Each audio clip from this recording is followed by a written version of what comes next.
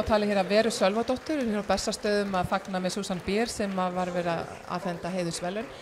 Raddir kvenna þurfa að fá að heyrast, ekki bara svona á bakvið tjöldin heldur sem leikstjórar og Susan Bier hefur verið svolítið brautryðjandi þar og það er bara mjög ánægilegt að fá hana sem svona heiðursgest á hátíðinni og það er líka önnur leikstjóra sem að ég lít mikið upp til sem heitir Marianne Satrapi sem er búin að vera hérna núna sem heiðursgestur og er að gera sína fyrstu leiknumynd í fullri lengd en hún gerði Persepolis og hérna það er bara flott að fá þessar tvær flottu konur sem heiðursgesti til að bara svona sýna okkur að það eru fleiri en kallaraddir sem eru þarna úti.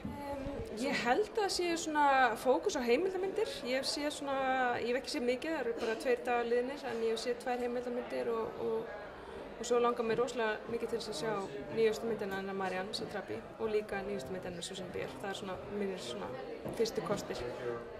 Eitthvað sérstöðu riff? Ég veit ekki, ég held bara að riff sé svona aðeins að stækka og verða svona kannski meiri hátíð en svo er hægt að líka við aðrar hátíðir sem eru annars staðar í Evrópu. Ég veit ekki, mér finnst alltaf að vera betri. Já, hér höfum við krækt í Örn Marino Arnarsson, kvikmyndagerðarmann.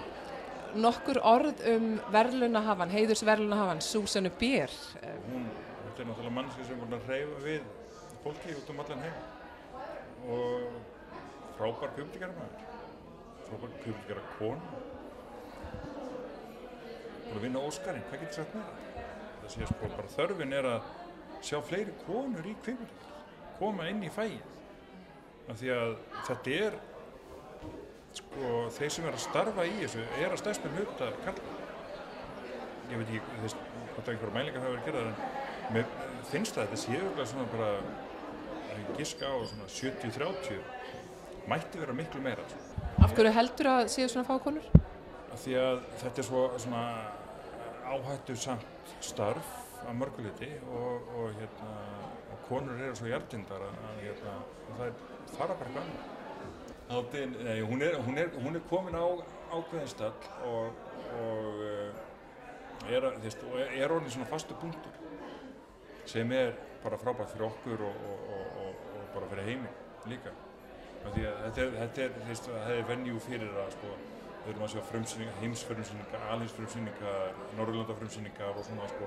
Þannig að það er, fólk er að spara sig fyrir þessa hátíð. Við erum að vinna